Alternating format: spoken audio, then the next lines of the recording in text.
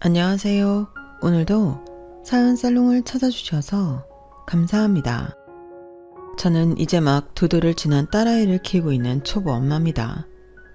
저는 요가 강사로 일하면서 몸과 마음이 건강한 삶을 살기 위해 매일 노력하고 있어요. 대부분의 사람들은 지금의 제 모습을 보고 제가 언제나 자기 관리를 철저하게 했을 거라고 생각하지만 사실 불과 몇 달 전만 해도 저는 너무나 충격적인 사건을 겪은 나머지 신경이 쇠약할 정도로 힘든 시간을 보냈었어요. 하지만 세상에는 제가 도무지 어떻게 할 수 없는 일도 있다는 사실을 마음 깊이 받아들이고 나니 다시 지금처럼 건강해질 수 있었죠. 저는 그 이후 저와 저희 딸에게만 집중하면서 열심히 수련을 했고 그 결과 다시 건강한 삶을 되찾을 수 있었답니다. 제가 겪었던 충격적인 그 일에 대해서 이야기하자면 제가 처음 남편을 만나서 결혼하게 되었던 그 시절 이야기부터 시작해야 해요. 당시 저는 마사지사로 일하고 있었고 요가는 그저 건강관리 차원에서 꾸준히 하던 운동 중 하나였죠. 저는 매주 목요일마다 독서 모임에 참여하고 있었는데 남편 역시 그 독서 모임의 멤버 중 하나였어요. 저희는 그 안에서 좋은 친구로 지내다가 연인 사이로 발전하게 되었답니다. 저희 두 사람이 연인 사이가 된 가장 큰 이유는 독서 취향이 잘 맞았기 때문이에요. 그때 저는 요가에 조금씩 더 깊은 관심이 생기기 시작할 때라 요가 관련 서적이나 철학 서적을 자주 읽었는데요. 남편도 철학과 종교 등 저와 같은 분야의 책들을 좋아하다 보니 대화가 잘 통할 수밖에 없었어요. 요즘은 사이비 같이 들릴 수도 있겠지만 저는 우리 몸에 좋은 기가 흐르는 것이 무엇보다도 중요하다고 생각하는 사람이었는데 남편도 저와 같은 생각을 하는 사람이었던 겁니다. 그걸 알게 된 이후로 저희의 대화는 급속도로 깊어졌고 사이도 급속도로 가까워진 것이었어요. 보통 이런 주제로 남자와 이야기가 잘 통하는 일은 드문데 남편은 본인이 특이한 게 아니라고 극구 부인하더군요. 특이한 게 아니라 그냥 그런 환경에 많이 노출되었을 뿐이야. 우리 아버지가 한의사시거든. 당연히 어렸을 때부터 이런 얘기를 많이 들을 수밖에 없었지. 아, 정말? 그럼 세강 씨도 한의학에 관련해서 엄청 해박하겠네. 어쩐지 아는 게 너무 많다 했어. 해박한 건 아니고 난 우리 아버지만큼 똑똑하진 않아서. 다만 우리 몸에 음양오행이 중요하고 기가 잘 흐르는 게 중요하다는 것만 동의할 뿐이지. 아버지처럼 비싼 한약을 먹어야만 건강해진다고 생각하진 않아. 그래도 그런 것들이 도움이 될 수도 있지. 이렇듯 서로 말이 잘 통하니 연애도 안정적이기만 했죠. 그 전에 제가 해왔던 연애들은 항상 자음이 잦고 사건 사고가 많았는데 남편과의 연애는 싸움도 없고 평온하기만 했어요. 공무원이던 남편의 일과는 늘 변함이 없었고 그래서인지 감정이 크게 너를 뛰는 일도 없을 것 같더라고요. 저는 어느 순간부터 당연히 이 사람이랑 오래오래 같이 살겠구나 하고 자연스럽게 받아들이고 있었어요. 남편 역시 동일한 생각을 가지고 있었던 것 같아요. 3년째 연애를 하던 어느 날 남편은 벚꽃길을 걸으면서 담담하게 결혼하고 싶다는 이야기를 먼저 꺼내더군요. 저는 그게 다른 요란한 프로포즈보다 좋았고 당연히 그러자고 대답을 했죠. 그날 귀가한 저는 밤새 결혼식을 어떻게 올릴지 이것저것 상상의 나래를 펼치다 새벽 늦게 잠이 들었을 만큼 설렜어요. 하지만 다음 날 남편의 입에서 나온 말은 전혀 예상하지 못했던 얘기였습니다. 우리 혼인신고는 언제 할까? 나야 어차피 주민센터에서 일하니까 당신이 편한 시간에 맞출게. 벌써 혼인신고부터 결정해? 아직 결혼식 날짜도 안 정했잖아. 그리고 어느 지역에 살지도 난 땡땡동 근처에 몇 개 알아봤는데. 결혼식? 아유, 결혼식 굳이 해야 돼? 어차피 우리 둘 다 혼자 사는데 그냥 혼인신고만 하고 살림만 합치면 안 될까? 남편의 파격적인 말에 저는 펄쩍 뛸 수밖에 없었죠. 뭐? 결혼식을 아예 안 올리자고? 그게 무슨 소리야? 아니, 그럴 거면 프로포즈는 왜 한 거야? 아니, 내 말은 부부가 되자는 거였지 결혼식을 올리자는 건 아니었어. 사실 나는 어차피 지인도 별로 없거든.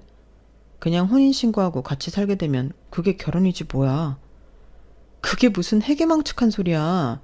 결혼하자라고 하면 당연히 누구나 결혼식을 올린다고 생각하지. 그리고 당신이 지인이 왜 없어? 우리 독서 모임 멤버들만 해도 몇인데. 직장도 있고. 나는 우리 부모님 때문에라도 결혼식은 꼭 해야 돼. 집안에 자식이라곤 나 하나인데 내가 결혼식을 안 올리면 우리 부모님 그동안 뿌린 축의금 언제 받냐고. 솔직히 나는 우리 가족한테 결혼한다는 얘기 별로 안 하고 싶어. 그래서 그래. 애 같은 소리 하지 말고 당장 가서 말씀드려. 아니면 반지 도로 가져가든가. 평소에도 남편은 가끔 정말 애 같을 때가 있었는데 그게 결혼할 때 걸림돌이 될 줄은 몰랐어요. 저는 남편의 등을 떠밀며 당장 가족들한테 저를 인사시키라고 종용했어요. 결혼식 날짜도 가족들이 편한 날을 받아오라고 했고요. 제 등살에 남편은 마지못해서 자기 가족들에게 결혼 사실을 알렸습니다. 저를 가족들한테 인사시키는 날짜도 겨우 받아왔고요. 정말 진심으로 인사시키기가 싫었는지 남편은 본인이 저희 부모님께 인사드린 지 한 달이 지나서야 저를 시댁으로 데려갔어요. 그리고 저는 남편이 왜 그렇게 본인 집에 가기 싫어했는지 단 10분 만에 알 수가 있었죠. 시아버지는 한눈에 봐도 눈이 부리부리하시고 눈썹도 장비 같은 모양으로 기가 센 인상이셨고 시어머니 역시 보통 관상이 아니셨어요. 게다가 시어머니는 저를 처음 보자마자 말없이 위아래로 훑어보시면서 못마땅한 기색을 숨기지도 않으셨죠. 남편보다 2살 많은 누나인 시누이는 인사도 건성이고 핸드폰만 들여다보더군요. 남편한테는 조금도 관심을 두지 않고 자기 잘난 척하기만 좋아하는 딱 그런 부류의 사람이었어요. 실제로 처음 만난 자리에서도 몇 마디 하지 않았는데 전부 자기 자랑하는 얘기들 뿐이었죠. 어쨌든 저는 나름 신경 써서 시댁 식구들 앞에서 처음 인사를 드렸는데요. 시부모님은 누가 먼저랄 것도 없이 곧바로 지적을 하더군요. 남편 될 사람 가족한테 인사드리러 온다면서 어떻게 청바지를 입고 올 생각을 하니? 어느 집안에서 자랐는지 기본 예절도 안 되어 있구나. 그 마사지인가 뭔가 한다잖아. 배움이 길턱이 없지. 대학이나 나왔나 모르겠구나. 엄마 아버지, 어떻게 첫 마디부터 그런 말들을 할 수가 있어요? 이래서 제가 부모님께 이 사람 인사도 안 시키고 싶었던 거예요. 제가 싫다고 했는데 이 사람이 그래도 인사드리고 싶다고 해서 자리 만든 거라고요. 말씀 좀 가려하세요. 초면에 청바지를 입고 와서 죄송합니다. 그런데 저 대학은 나왔어요. 그리고 네, 마사지사로 일하고 있고요. 저희 가게에 VIP 고객들 많이 오세요. 어머님 아버님도 시간 나실 때 마사지 받으러 오세요. 제가 피로 잘 풀어드릴게요. 어디서 근본도 없는 마사지를 하면서 VIP는 무슨 주제넘는 소리라는 버르장머리 고치려면 너나 내 병원으로 와라. 장침을 꽂아줄 테니. 초반에는 시부모님이 너무 악담을 해서 조금 당황하긴 했지만 애초부터 어느 정도 천대받을 걸 예상하고 갔기에 저는 금방 적응을 했어요. 대화가 안 통한다는 걸 확인했으니 그 다음부터는 불필요한 대화를 하려 애써 노력하지도 않고 열심히 밥을 먹었죠. 막상 제가 말을 안 하니 오히려 시부모님 쪽에서 결혼은 언제 할 거며 신혼집은 어디에 마련할 거냐는 등 이것저것 물어보시더군요. 저는 물어보시는 말에만 친절하게 대답해드렸답니다. 그리고 자리가 어느 정도 마무리될 때쯤 이렇게만 말씀을 드렸어요. 상견례 때는 저희 부모님이랑 어른들끼리 대화하는 자리잖아요. 그날은 오늘 저한테 하셨던 것처럼 비난하거나 지적하는 등의 언행은 삼가해 주셨으면 좋겠습니다. 저나 저희 부모님이 못마땅하신 거 저 존중해요. 그렇지만 저희 부모님한테 공격적인 말씀은 삼가주세요. 저 대바라진 것을 봤나? 어디서 어른한테 눈 똑바로 뜨고 이래라 저래라야? 이 사람 말대로 안 할 거면 저희 결혼식에 오지 마세요. 그럼 아버지는 어차피 오셔도 할 일 없으시고 엄마 대신 화촉 점화해줄 사람도 얼마든지 구할 수 있어요. 두 분 없어도 결혼식 잘만 굴러가니까 장인어른 장모님 앞에서 말씀 가려서 안 하실 거면 그냥 오지 마세요. 남편의 단호한 말에 시부모님은 혀를 끌끌 차시면서도 더 이상 아무 말도 하지 않으셨어요.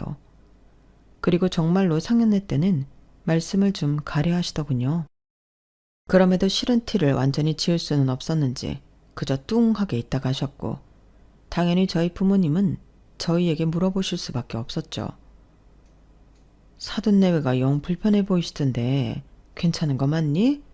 영 이 결혼 마음에 안 들어하는 것 같아. 사실 저희 집이 그다지 화목하지 못해서 그렇습니다. 심려를 끼쳐드려 죄송해요. 하지만 저는 가족들과 거리를 두고 산 지 이미 오래고 결혼하고 나서도 교류할 생각이 없습니다. 신혼집도 일부러 저희 본가와는 먼 곳에 구했고요. 걱정하실 일 없게 하겠습니다, 장모님. 칼같이 시댁과 선을 긋는 남편의 말에 저희 부모님은 안심하고 돌아가셨어요.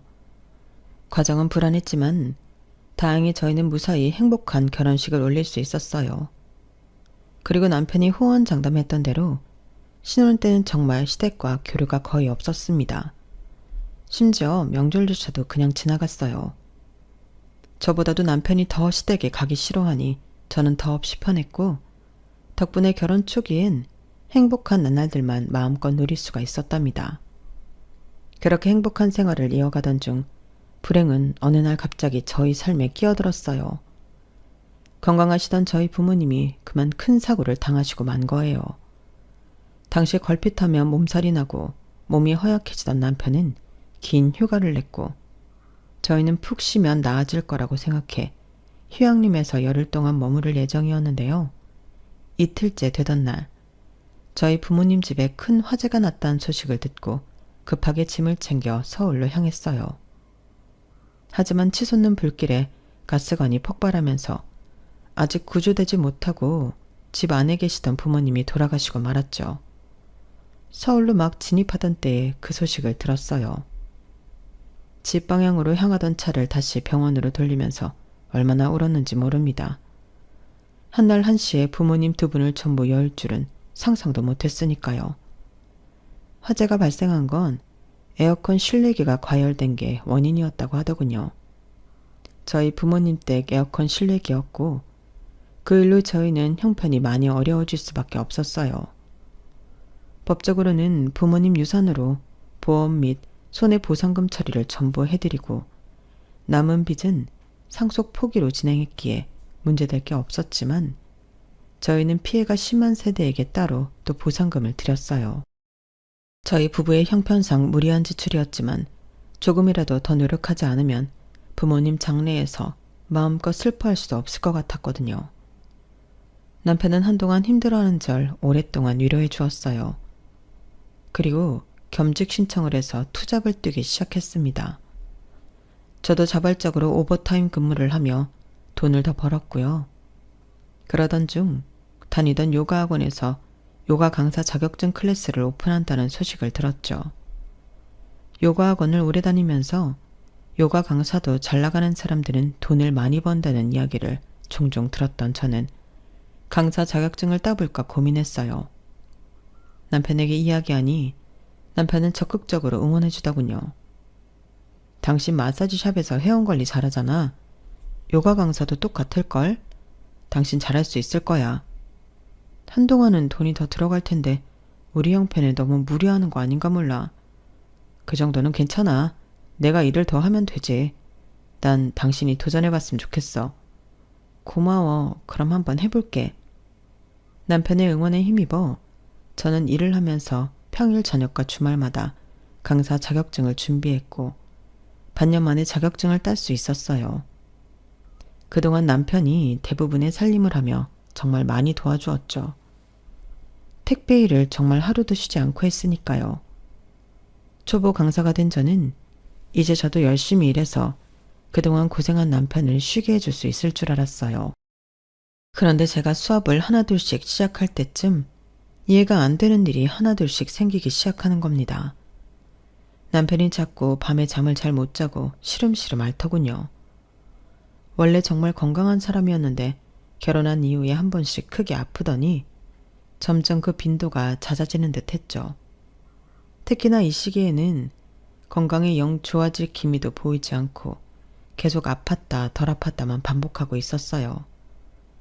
당연히 저는 남편을 데리고 병원 이곳저곳 다녀보았죠. 하지만 검사를 받아봐도 딱히 큰 이상은 발견되지 않는 듯 했어요. 여보, 저번에 다녀온 땡땡병원 있잖아. 땡땡병원이 거기보다 분당에 있는 곳이 더 괜찮대. 거기가 통증의학과 선생님이 더 좋으시다네? 다음 주에 거길 가보자. 아니야, 됐어.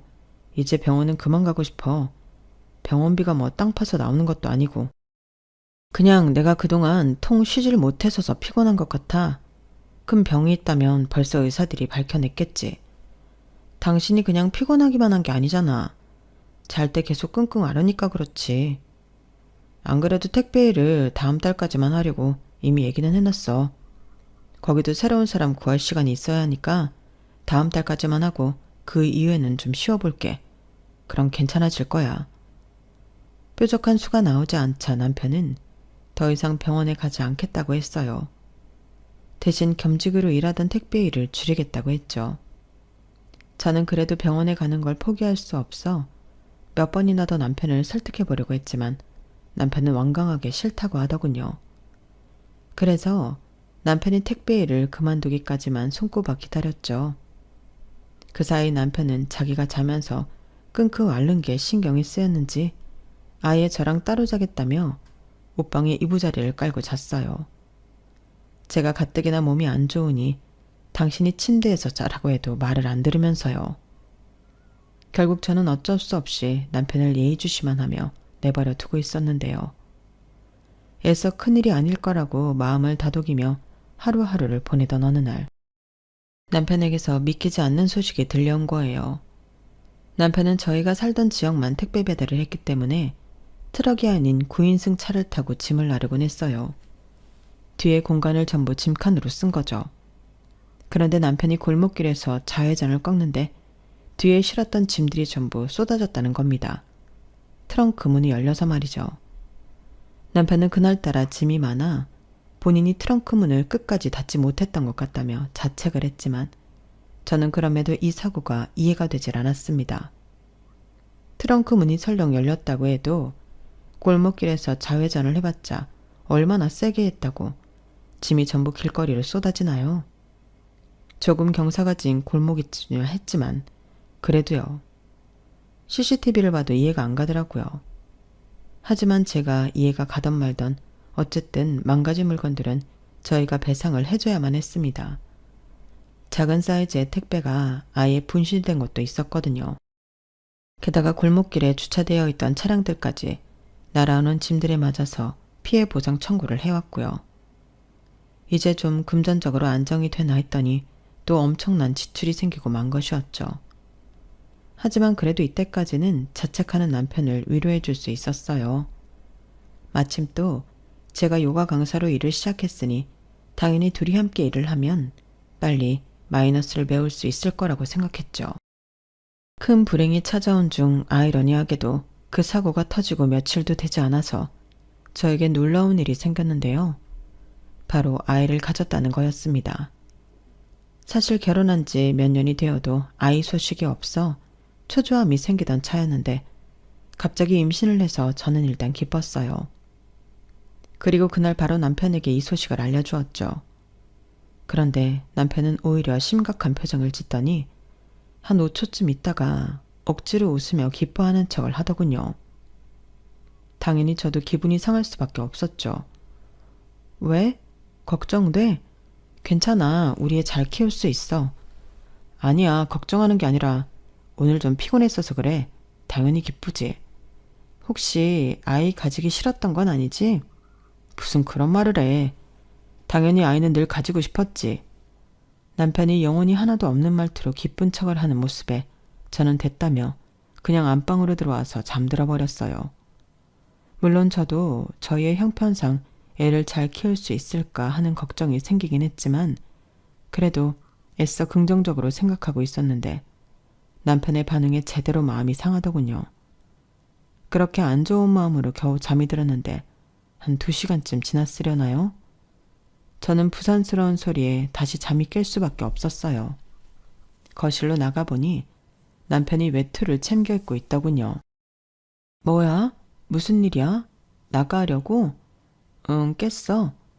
남편의 목소리도 안색도 너무 안 좋아서 이마에 손을 올려보았더니 세상에 몸이 펄펄 끓고 있는 겁니다. 저는 깜짝 놀랐어요. 열이 왜 이렇게 심하게 나? 당신 괜찮아? 지금 병원 가게? 당신은 쉬고 있어. 나 혼자 다녀올게. 이런 상태를 어떻게 혼자 가? 기다려, 외투 가져올게. 부모님 불렀어.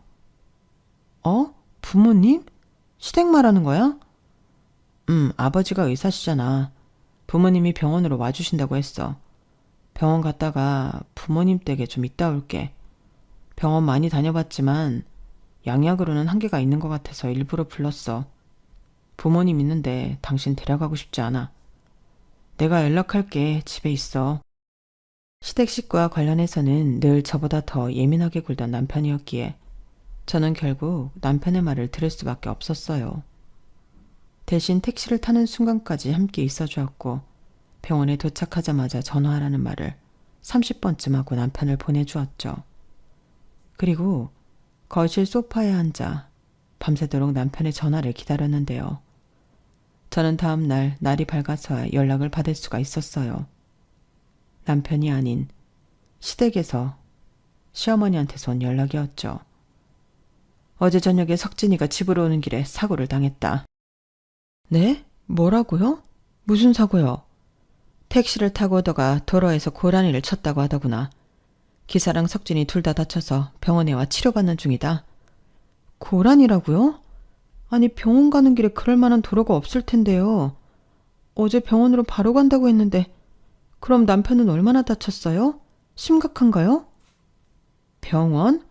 석진이는 우리 집에 오는 길이었어. 우리 집으로 오는 길에 큰 산 옆으로 난 길 있잖냐. 어쨌든 그리 됐다. 어제 그이가 많이 아파서서 병원으로 바로 간다고 했었거든요. 어쨌든 그래서 어느 병원이에요? 남편은 얼마나 다쳤는데요? 석진이는 괜찮다. 치료받으면 다 나을 거야. 어머님, 병원은 어디냐고요? 석진이가 오지 말라고 한다. 너한테 어디 병원인지 알려주지도 말라고 하고. 네?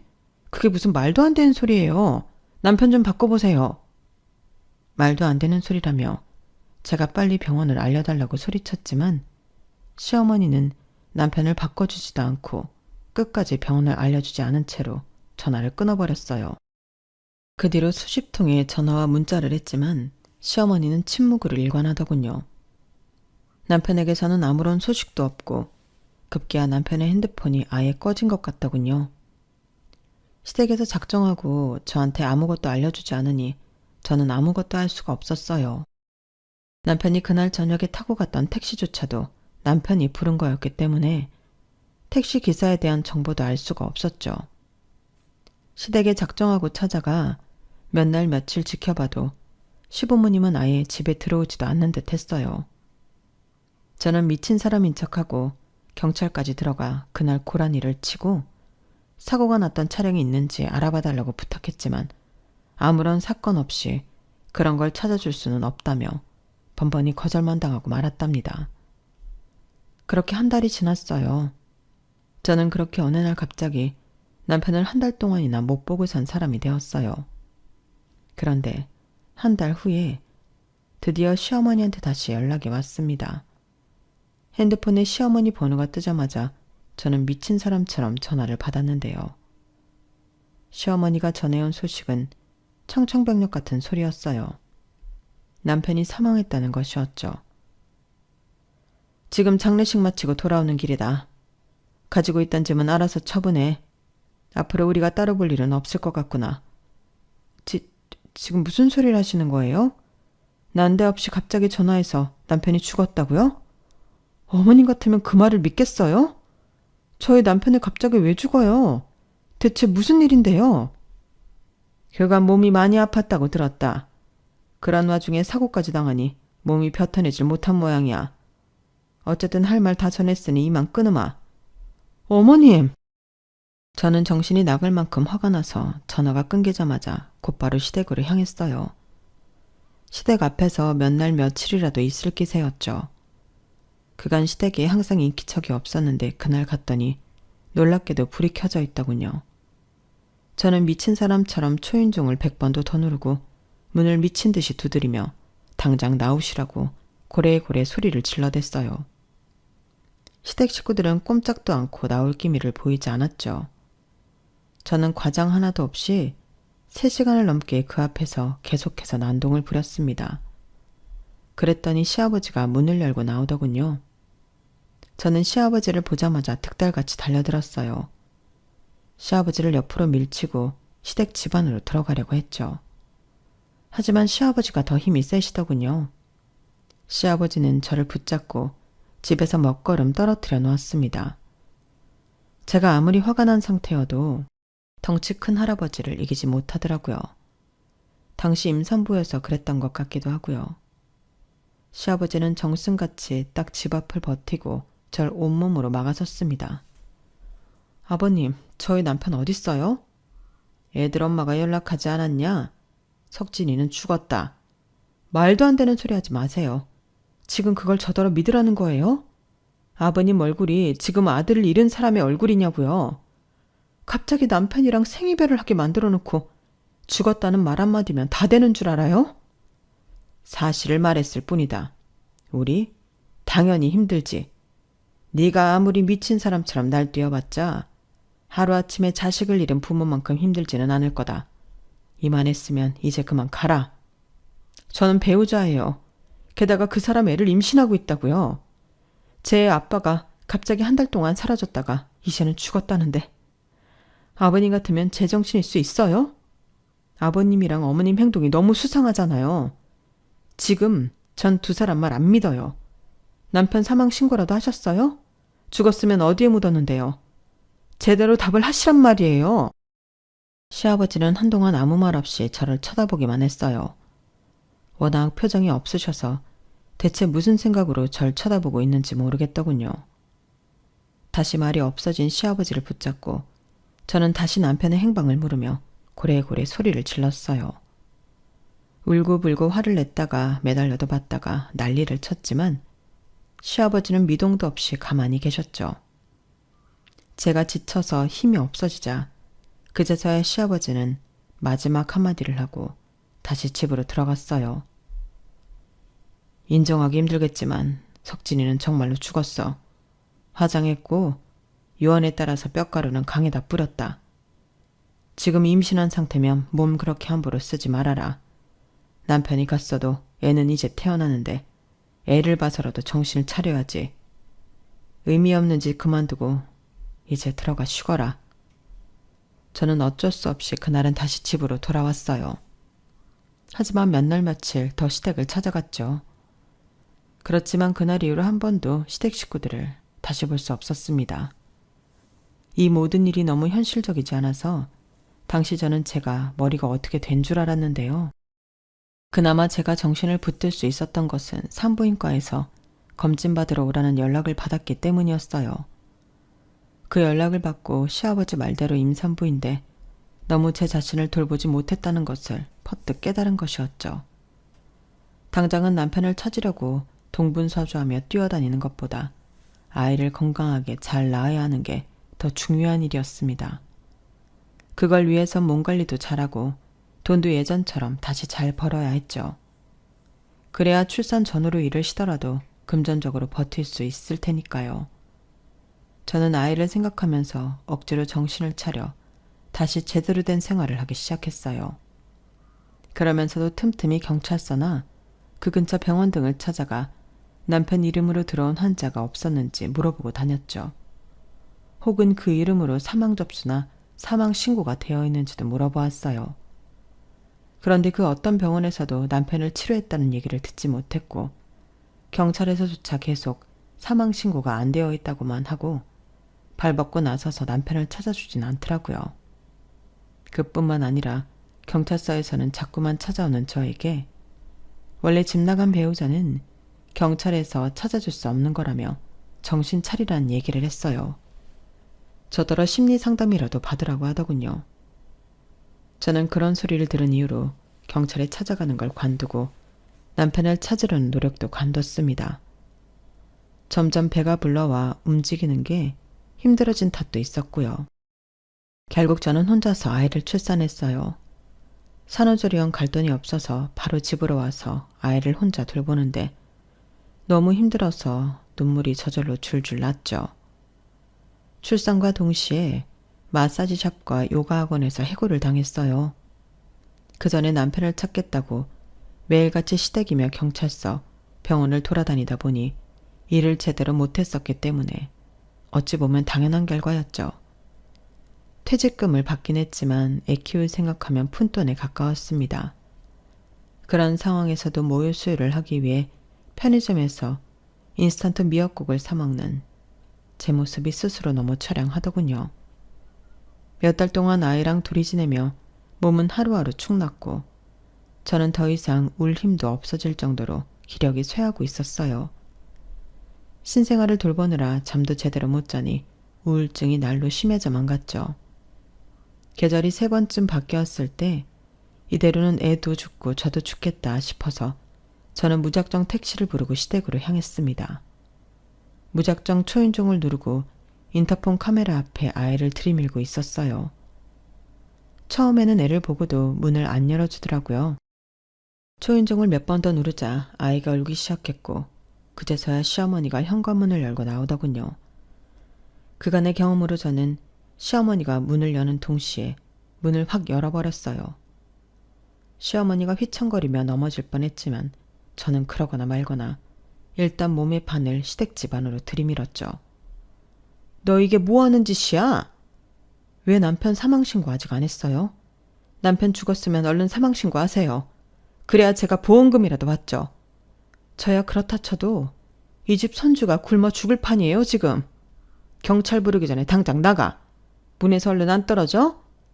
시어머니가 저를 밀치려고 하자 저는 아예 문고리에 매달려 버렸어요.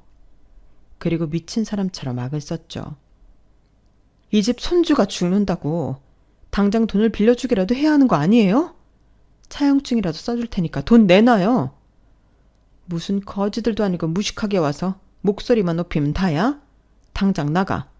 난 니네 같은 거지들 상종 안 한다. 경찰 부르기 전에 나가. 불러요 경찰. 부르라고요. 어느 날 갑자기 멀쩡히 살아있는 남의 남편 죽여놓고 보험금도 못 받게 버티고 있는 거 보면 당신들이 살인이라도 했을 줄 어떻게 알아? 당신들이 내 남편 죽였지?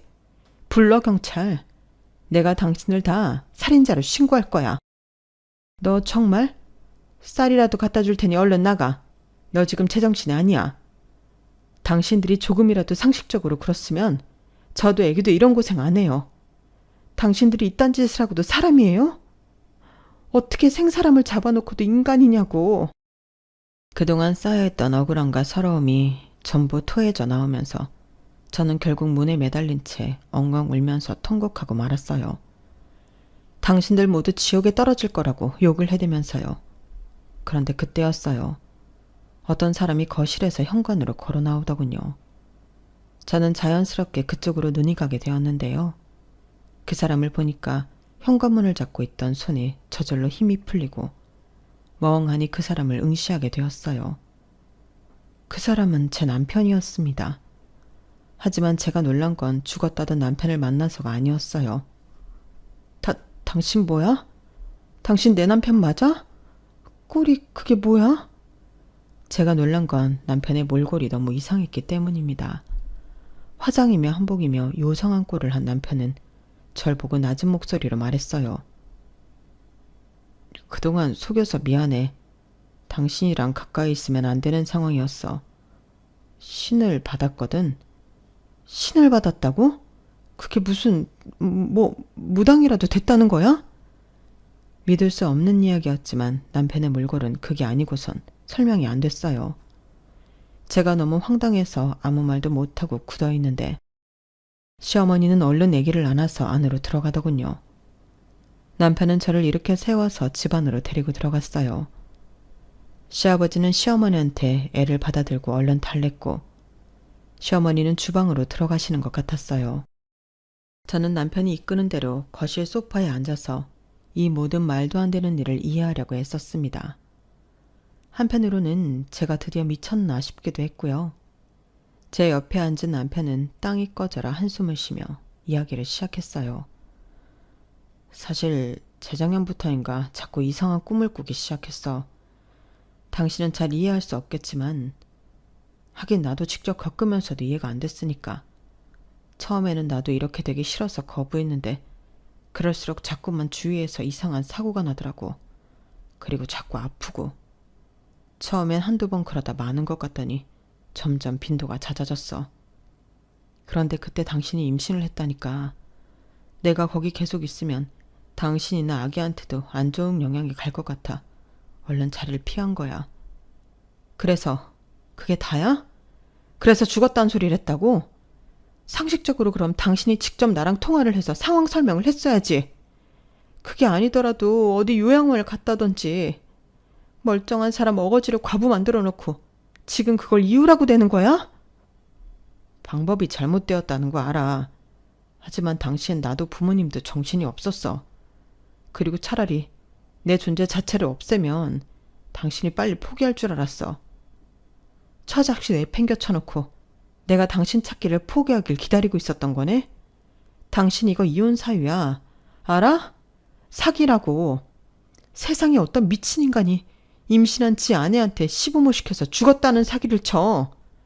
그리고 어머님 아버님도 부끄러운 줄 아세요. 이딴 사기 행각에 가담해놓고 뭐? 거지라고? 당신들 단체로 다 정신이 나간 거라고요. 시댁 식구들은 모두 아무 말도 못했어요. 잠시 뒤 아기를 안고 있던 시아버지가 무겁게 입을 열더군요. 그럼 어떡하니? 아들 놈은 목숨이 꼴딱 넘어갈 것 같은데 한약도 양약도 안 들고 무당이 안 되려면 굿을 하라 그러더니 굿하고 나니까 얼마든지나 또 애가 쓰러지더구나. 결국 무당이 될 수밖에 없다면서 또 굿을 하고. 굿 한 번 할 때마다 돈이 얼마나 드는지 알아? 우리가 무슨 재벌도 아니고 말이야. 너한테 그렇게까지 할 생각은 없었다. 그런데 우리도 얘 옆에 있으면서 이상한 일이 많이 일어났어. 임산부한테 피해주고 싶지 않았다. 그뿐이야. 그런데 네가 좀채 포기하질 않으니 우리도 지쳐서 말이 좀 험하게 나갔던 것 같구나. 미안하다. 그래, 그리고 석진이가 또 용해. 우리도 여즉 석진이 말 들은 건 그래야 아기가 산다 그래서였어. 뭐 본인이 직접 설명하는 것 보니 이제 괜찮나 보구나. 이거 쌀 담아온 거니 가져가. 그리고 이것도. 일단 100만 원만 넣었다. 우리도 지금은 당장 이것뿐이야. 저는 벌떡 일어나 쌀을 받아들고는 그걸 그대로 남편한테 집어 던졌어요. 남편의 머리를 맞은 쌀 봉지와 봉투가 바닥에 툭 떨어졌죠. 됐어요. 저 인간이랑 당장 이혼할 거니까 그런 줄 알아요. 전부 저 인간한테 책임 물을 거니까.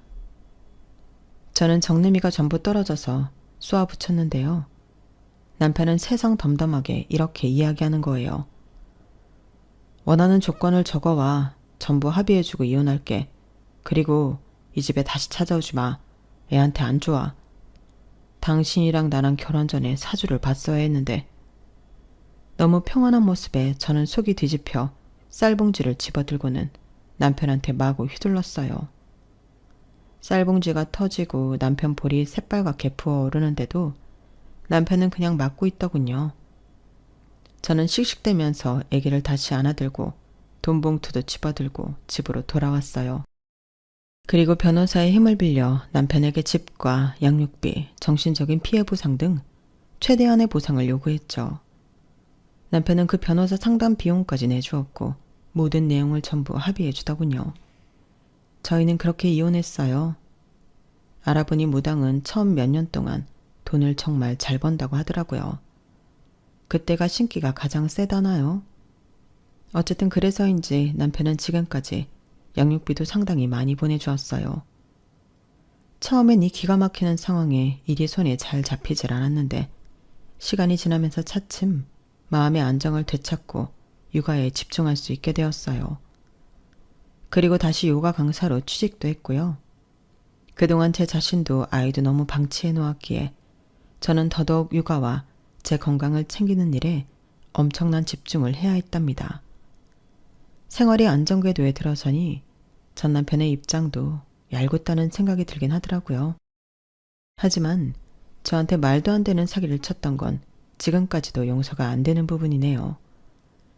제가 겪었던 기가 막힌 이야기는 이렇게 끝이 난답니다.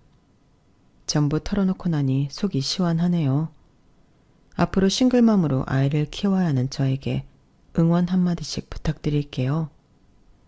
저는 앞으로는 무슨 일이 있어도 저와 아이를 최우선으로 두고 살아갈 거예요. 제 이야기를 들어주셔서 감사합니다. 여러분들의 삶에도 항상 행운과 복이 가득하길 바랍니다. 여러분, 사연 댓글에 응원과 현명한 조언 부탁드려요. 좋아요와 구독은 저에게 큰 힘이 됩니다. 오늘도 좋은 일 가득하세요.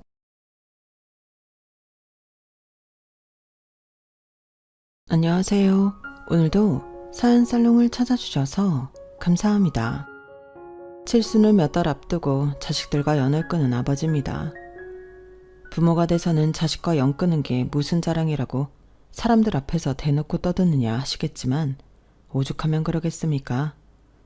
고슴도치도 쥐 새끼는 예쁘다 한다고 저도 제 자식이라면 끔찍할 정도로 아껴왔던 사람입니다. 내 입에 들어갈 거 빼서 내 새끼들한테 하나라도 더 먹이고 살았고 뼈를 갈아가며 일해서 내 새끼들 공부 한 자라도 더 시키려고 노력했습니다. 그런데 그거 다 소용없는 일입디다. 자식들이 머리 좀 크고 나니까 지들이 잘나서 잘된 줄 알지 부모 생각은 눈꼽만큼도 안 해요. 부모는 지들이 돈 달라면 주고 집 사달라면 사주고 땅 사달라면 땅도 퍼주는 호구인 줄 알더라니까요. 100번 양보해서 내 새끼 위한 거니까 해줄 수도 있다 칩시다. 그런데 그래도 지 애비가 오늘 내일 하는데 병원엔 코빼기도 안 보이고 유산 받을 생각만 하는 놈들을 언제까지 자식이라고 떠받들 수 있겠습니까? 아마 모르긴 해도 이 방송에 나가고 나면 자식놈들도 땅을 치고 후회할 겁니다. 하지만 그놈들도 알아야 해요. 버스 떠난 다음에 손 흔들어 봤자 소용없다는 걸요.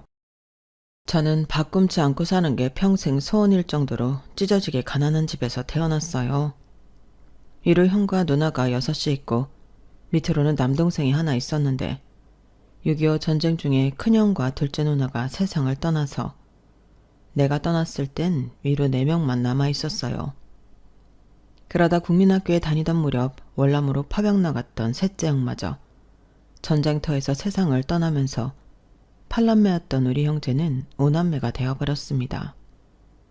자식을 앞서 보낸 부모님은 남은 자식들이라도 건사하려고 무진장 노력을 하셨지만 없는 살림에 아무리 발버둥 쳐도 나아질 기미가 안 보였어요. 할 수 있는 게 농사밖에 없는 깡촌에서 돈을 벌면 얼마나 벌 수 있었겠어요. 땅 한마지기 없이 남의 땅을 부쳐먹는 형편이니 밥은 제대로 먹고 살았겠습니까? 허구한 날 굶고 풀떼기나 뽑아먹는 실정이었죠. 그나마 둘째 형이 외지로 나가 돈을 벌기 시작하면서부터는 그래도 굶는 날보다 굶지 않는 날이 더 많아졌어요. 없는 집에서 맞이 대신 맏딸 노릇을 해야 했던 둘째 누나는 고생을 참 많이 했습니다. 돈에 팔려가다시피 동네에서 소문난 남봉꾼한테 시집을 갔는데 허구한 날 맞아서 얼굴에 멍이 가실 날이 없었거든요. 그래도 누나를 그렇게 때린 뒤에는 지도 미안한 건 알았는지 누나 손에 쌀이며 곡식을 지어주곤 친정에 다녀오라고 하더라고요. 눈탱이가 밤탱이가 되어가지곤 그래도 식구들 먹일 생각에 한 걸음의 집으로 달려오던 누나를 생각하면 아직도 가슴 한구석이 시려옵니다. 제가 고등학교 입학을 앞두고 집안 형편이 어려워 학업을 포기해야 했던 그때도 동생 공부를 시키겠다고 남편한테 통사정을 해서 등록금을 마련해줬는데 그때 누나 얼굴을 아직도 잊을 수가 없어요. 매형한테 얼마나 맞았는지 한쪽 눈이 떠지지 않을 정도로 보랏빛으로 퉁퉁 부어 있었거든요. 어린 나이에 학교를 다닐 수 있게 됐다는 기쁨도 잠시 그 꼴을 보고는 도저히 참을 수가 없더라고요. 그 길로 매형한테 달려가 우리 누나가 맞은 것 이상으로 정신없이 패버렸습니다. 그때 누나가 울면서 저를 말리더군요. 상철이 너 네가 뭔데 내 남편을 때려? 네가 깡패야? 건달이야? 한 번만 더 내 남편한테 손대봐. 이 사람 죽으면 그때 너 죽고 나 죽는 거야. 그래도 남편이라고 몸으로 막아서며 악을 쓰는 누나를 보니 정신이 확 들더군요. 내가 무슨 짓을 벌였는지 그제야 파악이 된 저는 그 길로 뛰쳐나와 서울로 도망쳤습니다. 주머니에 누나가 마련해준 등록금이 있던 탓에 서울로 가는 기차표도 사고 한동안 배는 곪지 않았지만 길을 가다 경찰만 보면 심장이 철렁 내려앉는 기분이었어요. 혹시라도 매형이 잘못된 건 아닌지 아니면 매형이 정신이 들자마자 경찰에 신고한 건 아닌지 걱정이 꼬리를 물고 이어져서는 하루도 마음 편할 날이 없었어요. 그 걱정에서 벗어날 수 있었던 건 그 후로 2년쯤 지나고였습니다. 당시 저는 남대문 시장에서 지게 나르는 일을 하고 있던 때였는데 서울로 수학여행을 온 친구 녀석을 우연히 만나지 않았겠습니까? 녀석 말로는 그때 그 일로 매형은 한동안 병원 신세를 져야 했고 사돈댁에선 깡패 새끼를 자식으로 둔 집구석이랑은 사돈 못한다며 저희 누나를 친정으로 보냈다더군요. 그래도 산 정이 있어서 그런가 네 매형이 니네 집까지 찾아가 다시 데려가더라. 지도 그간 한 짓거리가 있는데 어린 처남한테 맞아서 쥐어 터졌다고 조강지처를 벌이는 게 말이 되냐? 맞은 걸로 치면 네 누이가 훨씬 더 많이 맞고 살았는데. 그렇게 정리됐으니까 시간 나면 한번 집에 내려와라. 언제까지 이러고 살 순 없잖냐. 친구놈 말에 그간 가슴을 묵직하게 누르던 돌덩이가 사라지긴 했지만 그렇다고 고향으로 갈 수는 없었어요. 저 때문에 누나도 그렇고 부모님도 그렇고 그 고생을 하게 만들었는데 무슨 낯짝으로 가겠어요. 돈이라도 벌어서 밭대기라도 살 돈을 가지고 있다면 모르겠지만요. 그래서 죽기 살기로 돈을 벌었습니다. 지게 일도 하고 식당 배달 일도 하고 공사판에서 벽돌 나르는 일도 하면서 쉬는 날도 없이 일을 했어요. 오죽하면 주변에서 어린 놈이 돈독이 올라 저런다는 말을 했겠어요.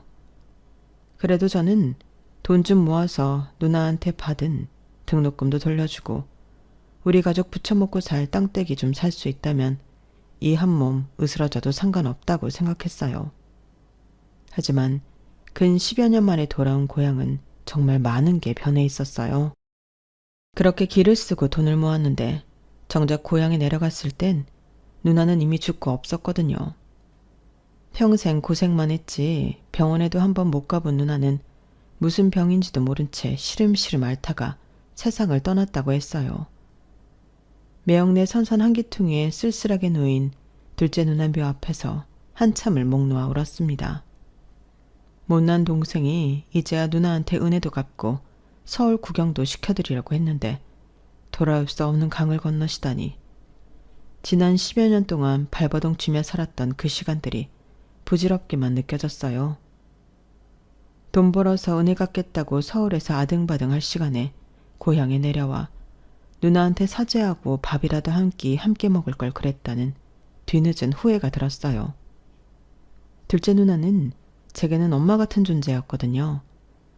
제가 7살 무렵 어머니께서 세상을 떠나셨는데 그때 이후로 둘째 누나는 제게 있어 엄마나 다름없었어요.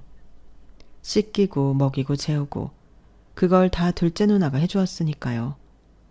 그래서인지 둘째 누나의 죽음은 다른 형제들의 죽음과는 또 달랐어요. 제 마음의 한구석을 도려낸 것처럼 쓰리고 아팠거든요. 누나의 죽음 외에도 고향집은 많은 게 변해 있었어요. 제가 집을 나오던 당시에도 연세가 꽤 되셨던 아버지는 그 사이 더 연로해지셔서 허리가 굽어 거동이 불편하셨어요. 그런 아버지를 대신해 집안 가장 노릇을 하는 건 둘째 형이었어요. 외지에 나가 살다가 몇 해 전에 형수랑 고향으로 돌아왔다고 하더군요. 막내 여동생은 농사일을 도우며 집안 살림을 맡아 하고 있었어요. 그런데 다들 자기 자리를 지키고 살아가는 걸 보니 이상하게 서운한 마음이 들더라고요. 아마도 내 빈자리가 하나도 보이지 않아서 그랬나 봅니다. 고향에 다녀온 뒤 한동안 일이 손에 잡히지 않았어요. 살아가야 할 이유를 잃은 사람처럼 마음이 허공에 뜬 채로 도무지 마음을 잡을 수가 없었어요. 그때 저를 잡아준 건 제 아내였습니다. 아내는 제가 공장에서 일하던 시절 만난 사람인데 제가 속해 있던 미장팀이 밥을 대고 먹던 밥집 딸이었어요. 고향에 다녀온 뒤로 일도 손에 안 잡히고 사는 게 사는 것 같지 않던 시절이었는데 그때 아내를 처음 보고는 텅 빈 것 같던 마음이 채워지는 기분이었어요. 아침 일찍 팀원들이랑 밥을 먹으러 식당 문을 열면 벚꽃처럼 환하게 웃어주며 맞아주는 아내 모습에 가슴이 설렜었죠. 제 앞에는 계란 후라이도 더 부쳐다 주고 제국에는 고기가 훨씬 더 들어있어서 아내도 나와 같은 마음이라는 걸 알 수 있었어요. 식사를 마친 제게 수줍게 커피 믹스를 건네는 아내가 어찌나 예쁘던지 공사가 끝나고 다른 지역으로 옮겨야 해서 마지막으로 밥을 먹으러 가던 날 아내한테 사귀자고 했습니다. 내가 딴 건 몰라도 굶기지 않을 자신은 있어요. 난 내 식구는 절대 안 굶깁니다. 학벌도 없고 가진 것도 없지만 내 사람은 절대 눈에 눈물 안 붓고 살 자신도 있어요. 그쪽도 나한테 마음이 없는 건 아닌 것 같은데 나 한번 믿어봐요. 당장 살림 합치자는 게 아닙니다. 딱 3개월만 나랑 만나봐요. 그때 가서 이놈은 아니다 싶으면 내가 더는 안 조를게요. 어때요? 아내는 수줍어서 눈도 못 마주치면서도 내가 싫지 않은지 고개를 끄덕여 주었어요. 그렇게 아내랑 3개월 남짓 만나는 동안 지난 10년 동안보다 훨씬 더 서울에 대해 많이 알 수 있었어요. 지금은 사라지고 없는 옛 조선 총독부 건물에 있던 국립중앙박물관에도 가보고 지금은 옛 모습으로 복원됐으나 당시엔 동물원과 놀이시설이 있었던 창경원에도 가보고 서울의 상징이라고 할 수 있는 남산타워도 그때 처음 가봤어요. 서울 곳곳에 이렇게 멋진 곳이 많은 줄 그제야 처음 알았을 정도로 저는 그동안 돈 버는 데만 혈안이 돼서 살았던 거예요. 그러다 아내를 만나 사는 재미도 느끼고 열심히 번 돈을 함께 쓸 사람이 있다는 게 얼마나 행복한 건지 새삼 느낄 수 있었습니다. 처음 3개월만 만나달라고 했던 것과 달리 우리 부부는 사귄 지 3개월 만에 살림을 차렸어요. 지금이야 결혼식 한 번 하는데 수천에서 수억을 쓴다고 하지만 그때는 그런 게 어딨나요. 여유가 되면 예식장에서 하고 형편이 안 되면 그냥 혼인신고만 하고 사는 거죠. 게다가 장인 장모님이 실향민이라서 처가 쪽에 부를 식구들도 없었어요. 저희 쪽도 딱히 부를 친척이 없는 건 마찬가지였고요. 그래서 월세방 하나 구해서 신혼살림을 차렸습니다. 그 작은 방에 살면서 시골에서 막내 여동생이 올라오면 같이 지내고 고향 친구놈들이 찾아오면 며칠이고 집에 재워주곤 했으니 우리 집사람 성격이 참 무던한 사람인 거죠. 아내는 하루 종일 장인어른이 하시는 식당에서 일을 하고도 제가 일 끝날 시간이 되면 집으로 달려와 따뜻한 저녁상을 차려주고는 다시 가게로 일하러 가곤 했어요.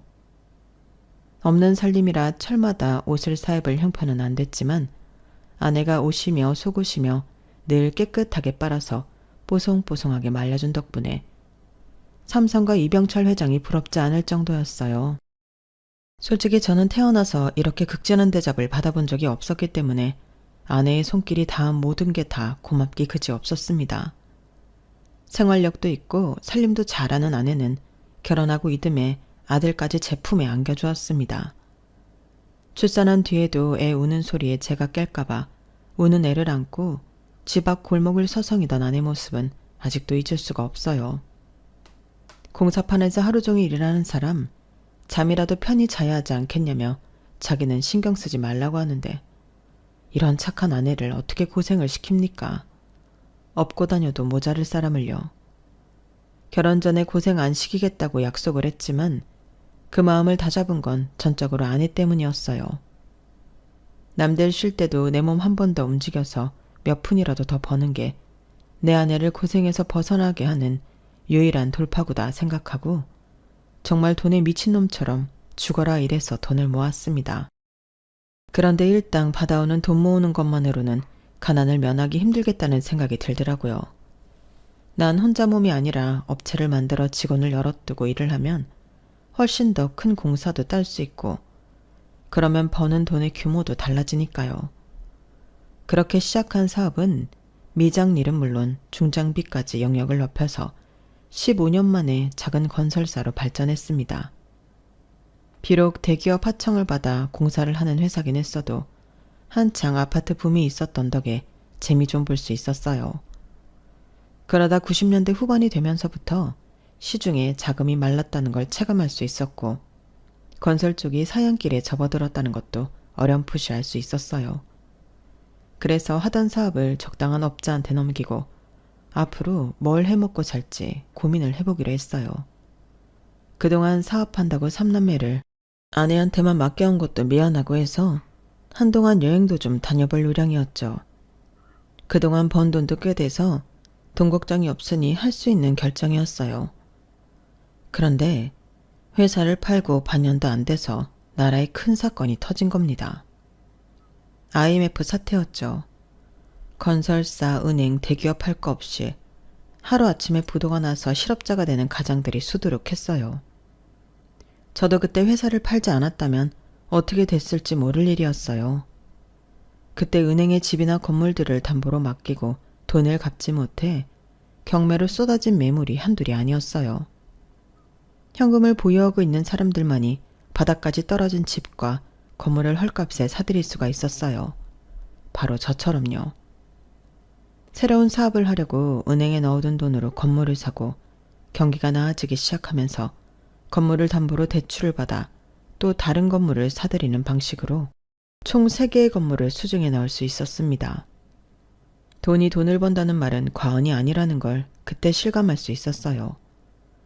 그런데 모든 일에는 일장일단이 있다고 평생 땀 흘리고 일해서 돈을 벌던 제가 너무 쉽게 재산을 불리게 되자 생각지도 못한 일들이 생기더라고요. 이전까지 연락도 뜸하던 형제들과 친인척들까지 그렇게 연락을 하는 거예요. 그 중에는 작은 매형도 있었어요. 상철이 너 기억나냐? 네가 날 개패듯이 해서 내가 죽다 살아났잖냐. 남이라면 병원비에 위자료까지 죄받아냈겠지만 네 누나가 어린 놈 인생 한번 살려달라고 그렇게 빌어서 내가 꾹 참고 봐줬다. 너 그거 잊으면 안 된다. 도대체 뭔 말을 하려고 죽은 누나까지 들먹이나 싶었어요. 그래, 어디 한번 짓거려 봐라 하고 듣고만 있었더니 드디어 본론을 털어놓더라고요. 우리 민수가 이번에 버섯 재배를 해보겠다고 하는데 농협에서 대출도 안 되고 아주 죽을 맛이다. 애비가 되어선 자식이 큰맘 먹고 일 좀 해보겠다는데 도움도 못 주고 내 체면이 말이 아니다. 그래서 말인데 네가 돈 좀 만들어 보내라. 서울서 빌딩도 3개나 가진 놈이 설마 돈이 없다고는 하지 않겠지? 이럴 줄 알았습니다. 역시나 돈이더라고요. 저놈은 평생 우리 누나를 개패듯이 했던 건 생각 않고 저한테 한번 맞은 건 위자료를 받아야겠다니 완전 도둑놈 심보 아닙니까? 내가 돈이 썩어나도 저런 놈한테는 동전 하나 줄 생각이 없었어요. 돈이야 있죠. 매형 말씀대로 빌딩이 3개나 있는 놈이 돈 없다 그러면 안 되죠. 그런데 딱 매형한테 줄 돈은 없네요. 매형도 자식 외에 영 끊어진 처남한테 연락해 돈 구걸하시는 거겠지만 저도요. 내 새끼들 남들 못지않게 입히고 먹이고 가르치느라 써야 돼서 남줄 돈은 없어요. 뭐? 너 지금 말 다 했냐? 내가 그때 너 감옥소에 쳐넣을 수도 있었어. 그걸 참아줬더니 은혜는 못 갚을 망정 뭐가 어쩌고 저째? 이런 배은망덕한 놈 같으니라고. 네 누나가 내 돈 빼다가 니네 집에 퍼다 나른 게 얼만데. 그래도 내가 네 누나를 아끼는 마음이 있어서 참아왔던 건데 네 놈한테 양심이란 게 있다면 너 이러면 안 되는 거다. 양심이요? 그건 내가 매형한테 할 소리입니다. 그렇게 우리 누나를 아끼는 분이 허구 헛날 그렇게 패고 살았습니까? 누나 죽자마자 1년도 안 돼서 길목다방 정마담을 안방에 앉히신 분이 우리 누나를 아끼는 마음이 있었다고 할 수 있냐고요. 요즘 같으면 마누라 패는 놈은 그대로 교도소행입니다. 내가 지금까지 후회가 되는 건 진작에 당신을 경찰에 고발하지 않은 거라고요. 한 번만 더 내 앞에서 그 더러운 입으로 우리 누나 얘기 꺼내면 그땐 내가 가만 안 둡니다. 아셨어요? 그렇게 전화를 끊은 뒤로 조카놈이 전화해 도와달라고 통사정을 했지만 땡전 한 푼 주지 않았어요. 매형은 몰라도 조카는 누나 자식이니 그깟 사업 자금이야 대줄 수도 있었지만 그놈 하는 꼴이 여간 미워야죠. 지 엄마 제사도 안 지내는데 적어도 누나 기일에 산소는 찾아가 봐야 하는 거잖아요. 그런데 한 번을 안 찾아가더라고요. 매년 누나 기일에 산소에 가보면 벌초를 안 해서 아주 엉망인 거예요. 동네 사람들한테 물어보니 그 집 식구들은 아무도 산소에 발걸음을 안 한다더라고요. 명절에 선산을 찾을 때도 제 누나 묘에는 술도 한 잔 안 따라 놓는다니 참 매정한 인간들이에요. 매영이랑 그 부인은 그렇다 쳐도 어떻게 자식놈들까지 그럴 수가 있느냐고요. 그래놓고 나한테 외삼촌이 조카를 안 도와주면 누가 도와주냐는 소리 나고, 정말이지 할 수만 있다면 서울 근교로 둘째 누나 묘를 이장하고 싶은 심정입니다. 매영 말고도 돈 빌려달라는 전화를 수도 없이 받아왔어요. 제가 찢어지게 가난했을 때 우리 큰애가 옥상에서 떨어져서 큰 수술을 받아야 했을 때는 다들 모른 척하던 사람들이 말이죠. 그때 장모님이 금반지며 시집 올 때 가져왔던 폐물들을 팔아서 수술비를 대주지 않으셨다면 우리 아들은 아마도 이 세상 사람이 아니었을 거예요. 정작 우리 식구가 힘들 때 도움을 준 사람들은 아무 말이 없는데 어떻게 된 게 안면 몰수하던 인간들만 돈 빌려달라는 연락들을 하는 건지 잘못돼도 한참 잘못된 것 같습니다. 돈을 벌고 생활에 여유가 생기고 가장 좋았던 건 뭐니 뭐니 해도 내 새끼들이 원하는 걸 다 해줄 수 있었다는 걸 겁니다. 저는 자식이 아들 둘에 딸 하나가 있는데 셋 다 해외로 어학연수도 보내주고 막내딸은 중학생 때부터 호주로 유학을 보내서 영어를 무척 잘한답니다. 두 아들 녀석들도 중고등학교 때부터 학원에 과외까지 돈 안 아끼고 지원을 해주었고 덕분에 대학도 다들 이름 있는 대학에 보낼 수 있었거든요. 자식들이 남들이 부러워할 만한 직장에 취직해 가정까지 이뤘으니 부모로서 뭘 더 바라겠습니까? 그런데 자식이 원하는 건 뭐든 해줬던 게 어찌 보면 자식들 인생에 독이 됐는지도 모르겠어요. 이놈들이 가정까지 이룬 뒤에도 늙은 애비한테 수시로 손을 벌리니 말입니다. 제가 아내 말이라면 양잿물도 마실 놈이란 걸 아는지라 툭하면 지 엄마 통해서 돈을 요구해 오는데 이게 날이 갈수록 정도가 심한 거예요. 지 자식 교육시키는 교육비까지 나한테 떠넘기니 이거야 참. 아니 이제 하다 지 자식 유치원비까지 나보고 내라는 거야? 그럼 어떡해요. 큰애 수입으론 힘들다는데. 그러면 자기 형편대로 자식 교육을 해야지. 능력도 안 되는 놈이 무슨 영어 유치원을 보낸다고 다 늙은 애비한테 손을 벌려? 예은이 애미도 그래. 지 남편 벌이로 힘들면 지도 같이 벌 생각을 해야지. 결혼한 지가 언젠데 여직 집에서 놀면서 요가니 피타니 필라 머시기니 지 몸 만들 생각만 하고. 아니 지가 미스코리아 나갈 거야? 탤런트가 될 거야? 허튼 데 쓸 돈 아껴서 지 자식 공부시킬 생각은 안 하고 어쩜 그렇게 생각이 없나 몰라. 여보, 그러지 말고 이번 한 번만 도와줘요. 요즘 애들은 다 다닌다는데 예은이 혼자만 영어 유치원 안 보내면 애가 얼마나 기가 죽겠어요. 당신은 손녀딸이 남들 앞에서 기죽고 있으면 보기 좋겠어요? 그러니 이번 한 번만 도와줍시다. 다 원참. 지들 결혼할 때 아파트 사줘, 임신했다고 태교여행 보내줘, 애 낳았다고 차 사줘.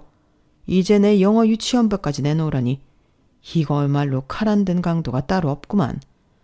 에휴, 못난 놈들. 큰아들 녀석은 지 엄마를 시켜 지 딸님이 영어 유치원비까지 받아갔어요. 몇 달만 처음엔 도와달라는 놈이 1년이 넘도록 영어 유치원비 낼 날이 되면 지 엄마한테 문자를 보내서는 꼬박꼬박 받아가더라고요. 그래놓곤 철마다 가족여행으로 해외 곳곳을 다니는 걸 보니 속에서 천불이 났어요. 우리 부부는 정작 돈이 있어도 엄두가 안 나 해외여행 한번 못 가가는 처진데 말이죠. 큰놈이 이 모양이면 둘째는 좀 나아야 할 텐데 그놈은 한술 더 뜨는 놈이에요. 지 부모한테도 장사를 해먹는 놈이라니까요. 아빠, 요즘엔 연세 드신 분들도 다들 캠핑카 몰고 부부끼리 여행 다니신다니까요. 캠핑카 하나 있으면 호텔비도 안 들지. 차 타고 가다가 경치 좋은데 차 세워놓고 밥도 해먹으면 밥값도 안 들지. 이거 완전 남는 장사라니까요. 아버지가 타시다가 나중에 저한테 물려주시면 대대로 쓸 수 있다고요. 그러니까 이참에 아빠도 캠핑카 한 대 사세요. 제가 아는 형이 캠핑카 수입업을 하는데 기가 막힌 매물이 나왔거든요. 지금 그거 사시면 시중가보다 30% 싸게 살 수 있어요. 아빠는 중장비도 다룰 줄 아시는 분이니까 캠핑카 운전하는 건 일도 아니잖아요. 아빠가 운전하는 거 보면 엄마가 한눈에 반할걸요? 어때요? 사실 거죠? 하루가 멀다 하고 집에 찾아와 지 엄마랑 나한테 캠핑카 타령을 하는데 결국엔 아내가 하나 사자고 하는 바람에 덜컥 계약을 했지 뭡니까. 그런데 캠핑카를 사놓기가 무섭게 시험 운전을 한다느니 작동법을 익혀야 한다느니 하면서 지놈이 먼저 차를 끌고 다니더라고요. 지 가족들 태우고 평일이고 주말이고 할 거 없이 전국 팔도를 누비고 다니는데 정작 차주인 저는 캠핑카를 사고 1년이 다 되도록 운전석에도 한번 못 앉아봤습니다. 그런데 이놈이 언제부턴가 캠핑카가 흥미가 떨어졌는지 차고에 넣어두고 손도 안 대지 뭡니까. 그래서 모처럼 아내를 태우고 여행이나 가볼까 했더니 글쎄 차가 꼼짝을 안 하는 거예요. 아는 정비사한테 견적을 받아봤더니 엔진을 갈아야 한다는 거예요. 아니, 산지 1년도 안 됐는데 무슨 엔진을 갈아? 에이, 무슨 소리야. 이거 못해도 10년은 좋게 넘게 탄 것 같은데 겉만 멀쩡하지 속은 완전 늙은이야. 이런 걸 돈 주고 산 거야? 얼마나 줬는데? 아들놈이 신형이라고 했던 캠핑카는 겉만 번지르르한 중고였고 그나마도 아들놈이 엉망으로 타고 다닌 탓에 엔진이고 그 밖에 부품이 마모돼서 폐차를 해야 하는 상황이었어요. 알고 보니 둘째 놈이 지가 아는 중고상하고 짜고는 지 애비를 상대로 사기를 친 거였어요. 지 애비 돈을 수천만 원이나 꿀꺽하고도 용서를 빌기는커녕 뻔뻔하게 나오는 꼴을 보니 혈압이 올라서 사기로 고소를 하겠다고 으름장을 놨습니다. 그랬더니 뭐라는 줄 아십니까? 아빠, 아무리 그래도 그렇지 돈 몇천에 자식을 고소하겠다는 게 말이 돼요? 애초에 아빠가 형한테 하신 만큼 저한테도 신경 써주셨으면 제가 이런 짓까지 하겠습니까? 저도요, 이렇게까지 하고 싶진 않았다고요. 이놈아, 내가 뭘 네 형한테만 해줬다는 거냐? 너나 네 형이나 결혼할 때 똑같이 아파트 사주고 애 낳았을 땐 차도 똑같이 사줬는데 뭐가 부족하다고 그래? 참, 아빠, 아파트라고 다 같은 아파트입니까? 형은 강남에 있는 아파트 사주고 저는 강북에 있는 그지 같은 동네에 사주셨잖아요. 그게 지금 가격 차가 얼마나 나는 줄 아세요? 내가 아주 집사람 보기 미안할 정도라고요. 솔직히 이번에 아버지한테 사기친 돈 그거 다 해봐도 형네랑 우리 아파트 가격 차의 10분의 1도 안 돼요. 세상에 이런 놈이 어디 있습니까? 지 처가랑 가까운 지역에 집 구한다고 해서 은평구에 집을 사준 건데 이제 와서 집값 차이 난다고 지 애비한테 사기를 치는 놈이라니. 정말 남이 알까봐 창피할 정도였어요. 생각 같아선 이참에 콩밥 좀 먹여서 정신 좀 차리게 하고 싶었지만 아내가 하도 울고불고 통사정을 해서 참았습니다. 내가 자식 잘못 키운 죄다 생각하면서요. 그나마 딸아이는 어릴 때부터 해외로 유학을 보내놔서 그런지 지 오빠들이랑 다르게 독립적인 편이었어요. 대학을 졸업한 이후로 집에 손 한 번 벌린 적이 없었으니까요. 그래서 두 아들보다 딸애가 낫다 싶었는데 이게 아주 지 오빠들 찜쪄먹는 녀석이었지 뭡니까. 홍기가 찼는데도 결혼할 생각을 안 턴 딸이 하루는 집에 찾아와 그러는 겁니다. 아빠, 난 결혼할 생각 없으니까 오빠들 결혼할 때 준 거 지금 돈으로 주세요. 아파트랑 차, 애들 교육비 등등. 그동안 오빠들한테 들어간 돈 내가 엑셀로 정리해봤더니 이 정도가 나오더라고요. 거기에 화폐 가치 변동률까지 계산하면 딱 이 금액이에요. 너 지금 무슨 소리를 하는 거냐? 아니, 결혼을 해야 집을 사주든 차를 사주든 하는 거지. 결혼도 하는 놈이 무슨 돈 타령이야? 아빠, 난 결혼 안 한다니까요. 돈만 있으면 충분히 즐기고 살 수 있는데 미쳤다고 결혼해서 남일 좋은 일 시켜요? 여자가 결혼하면 그날부터 인생 쭈그러드는 거라고요. 시댁 식구들한테 들볶이지. 출산하면 애까지 키워야 되지. 그럼 내 인생은 어디서 찾아요? 난요, 그렇게 사느니 차라리 혼자 늙어 죽을 거예요. 외로우면 연애를 하면 될 일이지. 뭐하러 결혼해서 내 인생을 진흙탕 속에 쳐박아요? 난 싫어요. 그러니까 돈 빨리 주세요. 독신으로 살겠다고 지 오빠들한테 해준 만큼 돈으로 받아간 딸애는 2년 뒤 배가 불러서 집에 찾아왔더라고요. 애 아빠는 말해줄 수 없다며 애는 자기 혼자 키울 생각이라고 애랑 살 집을 마련해달라나요? 거참, 당장 지낼 곳도 없다고 울고 짜는데 그걸 보고 어떻게 모른 척 하겠습니까? 딸아이 살 집이랑 산후조리원까지 다 내 돈으로 해줄 수밖에요. 그런데 남편도 없이 살겠다는 딸아이 때문에 정말 고생한 건 바로 제 아내였어요. 세상에 어느 부모가 미혼모로 살겠다는 딸을 두고 두 다리 뻗고 살 수 있겠습니까? 밤낮 없이 딸아이 집에 드나들면서 손주도 봐주고 딸아이 밥도 챙겨 먹이고 그러고도 유별난 딸아이 트집에 좋은 소리 한번 못 듣고 살았습니다. 애한테는 유기농 채소만 먹여라. 소고기는 한우만 먹여라. 이거 해라 저거 하지 마라. 상전도 이런 상전이 없었어요. 그렇게 딸자식 시집살이를 하던 아내는 6년 전 대장암으로 세상을 떠나고 말았습니다. 아내가 죽고 나자 한동안 살고 싶은 생각도 들지 않았어요. 그 큰 집에 혼자 덩그러니 앉아서 하루가 가기를 기다리는 것밖에는 아무런 낙이 없었어요. 그렇게 일주일이 지나고 보름 한 달이 지나도록 저희 집을 찾는 사람은 아무도 없었습니다. 아내가 매일같이 쓸고 닦아가며 반들반들하게 광을 내놓았던 집은 어느새 먼지가 앉고 때가 타서 엉망이 되어버릴 무렵 절대로 울리지 않을 것 같던 초인종이 울렸습니다. 혹시나 자식놈들 중 하나가 찾아왔나 해서 문을 열었더니 웬 중년 여성과 낯선 청년이더라고요. 주민센터 직원과 함께 저희 집을 찾아온 청년은 근처 대학 사회복지학과 학생이라고 했어요. 다짜고짜 자기들이 도울 게 있을까 해서 왔다길래 도대체 어떻게 알고 우리 집에 찾아왔느냐고 했더니 제가 사는 아파트 상가 마트 주인이 알려줘서 왔다더라고요. 어르신께서 매일 라면 만드신다고 아파트 상가분이 그러시더라고요. 사모님이 돌아가신 지 얼마 안 됐다고 들었어요. 그러고 보니 아내가 세상을 떠난 뒤로 입맛도 없고 딱히 해먹을 줄 아는 것도 없어서 매일같이 마트에서 라면을 사다 먹었더니 그걸 보고 주민센터에 연락한 모양이더군요. 내 자식들도 나 몰라라 하는 판에 이웃이 라면만 먹는 걸 보고 주민센터에 대신 도움을 청해주다니 그래도 아직은 인정이 있는 세상이다 싶었어요.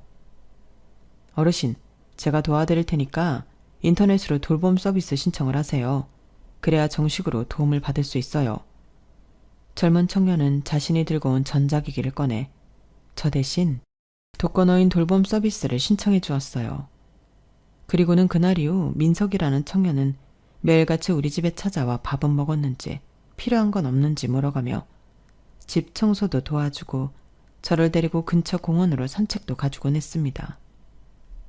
처음엔 청년의 방문이 불편하기만 했던 저도 조금씩 청년과 서스럼 없이 지내게 되었고 그러는 사이 청년은 대학을 졸업하고 정식으로 사회복지사가 되었어요. 자기 관할구역이 아님에도 매일같이 출퇴근길에 찾아와 말벗도 해주고 같이 밥도 해먹는 사이가 되었죠. 도대체 어떤 부모 밑에서 가정교육을 받고 자랐길래 이리도 바르게 자랐나 싶어 하루는 부모님은 뭐 하는 분이냐고 물었더니 부모님이 안 계세요. 태어나자마자 시설에 버려졌거든요. 아니, 그럼 내 코가 석잔데 남을 돕겠다고 그런 일을 한다는 거야? 아이고 참, 민서가 누가 누굴 돕는다고 그래.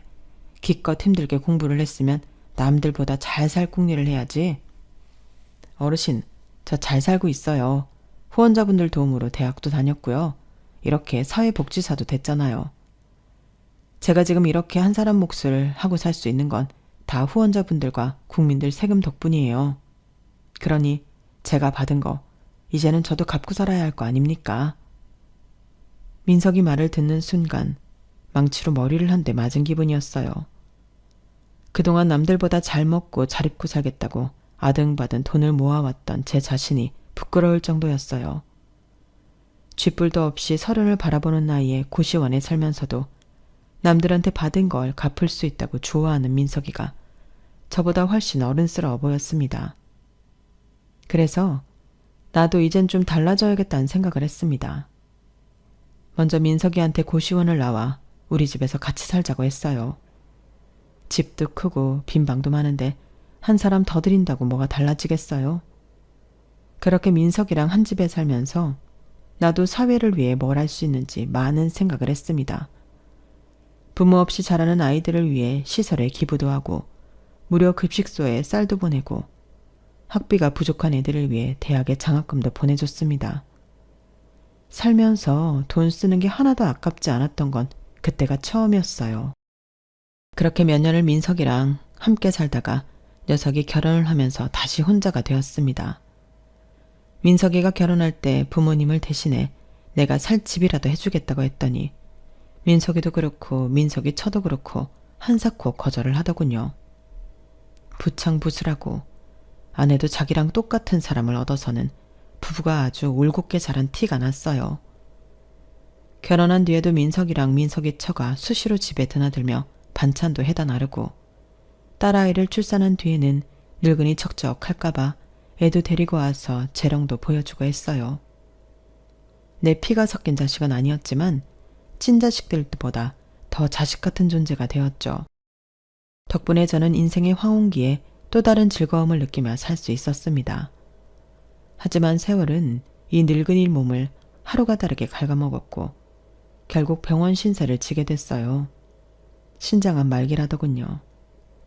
이미 암으로 아내를 떠나보낸 경험이 있던 터라 얼마 못 살 거라는 건 짐작할 수 있었어요. 그래서 민석이를 시켜 자식들한테 연락을 했더니 웬일로 자식놈들이 득달같이 병원으로 달려왔더라고요. 그런데 내가 입원해 있는 병실로는 오지 않고 죄다 주치의방으로 달려갔다는 거예요. 애비 병세가 어떤지 알아야 하니 그런 걸 거라고 생각하고 자식놈들을 기다리고 있었는데 아무리 시간이 지나도 한 놈도 코빼기를 보이지 않지 뭡니까?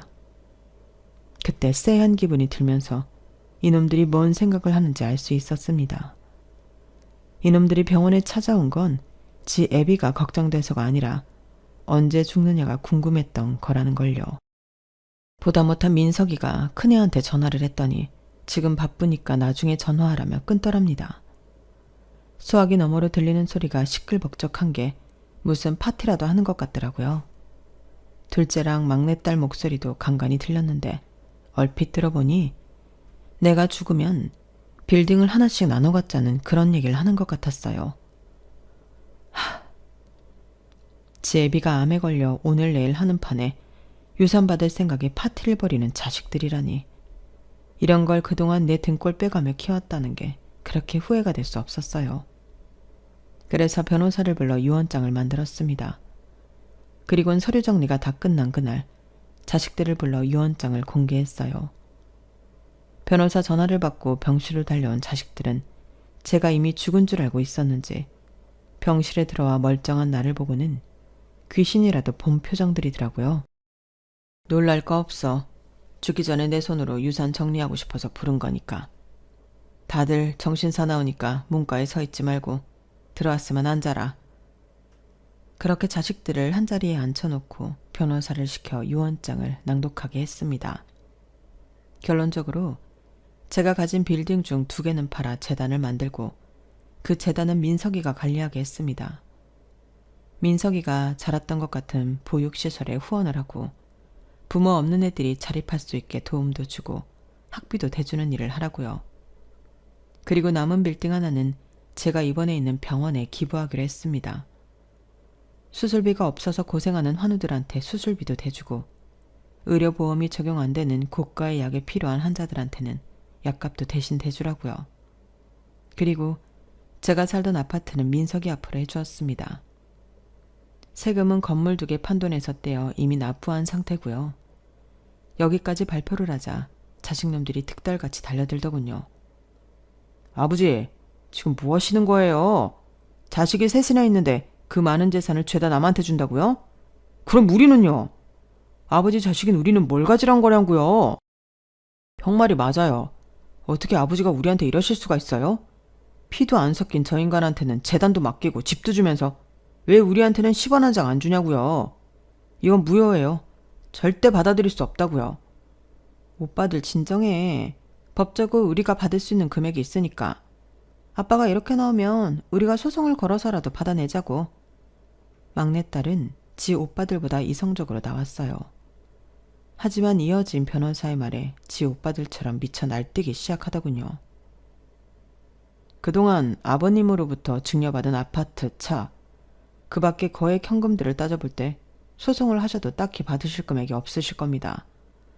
특히 따님은 두 오빠들보다 2배는 더 가져가셨기 때문에 더더욱 그렇죠. 다른 로펌을 찾아가 상담을 하셔도 마찬가지일 겁니다.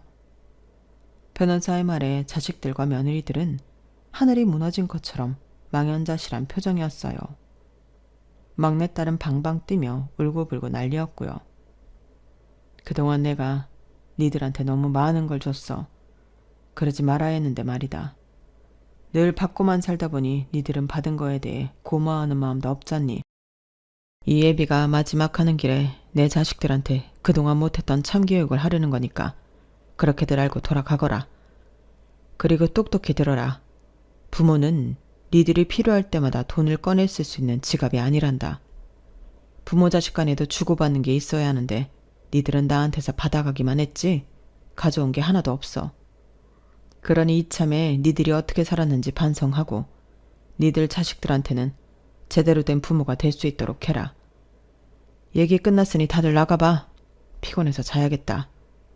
한바탕 난리를 치고 난 뒤 자식들은 개별적으로 민석이한테 연락해 재단이랑 집을 내놓으라고 어르고 달래고 협박까지 했던 모양입니다. 그래서 변호사를 시켜 자식들한테 경고를 했습니다. 한 번만 더 민석이한테 연락해 협박하면 그동안 증여해준 재산도 회수하겠다고 말이죠. 그제야 자식놈들은 잠잠해질 수 있었어요. 저는 여전히 암투병 중이고 언제 세상을 뜰지 알 수 없습니다. 하지만 그래도 죽기 전에 내가 할 수 있는 일을 처리한 것 같아서 시원하기도 하고 한편으로는 마음이 무겁기도 합니다.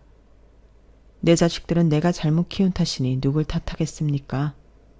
부디 여러분은 내 자식이 예쁘다고 내 새끼 입에만 맞는 걸 넣어주지 마시고 옆에 있는 친구들과 나눠 먹을 줄 아는 아이가 되도록 교육하시기 바랍니다.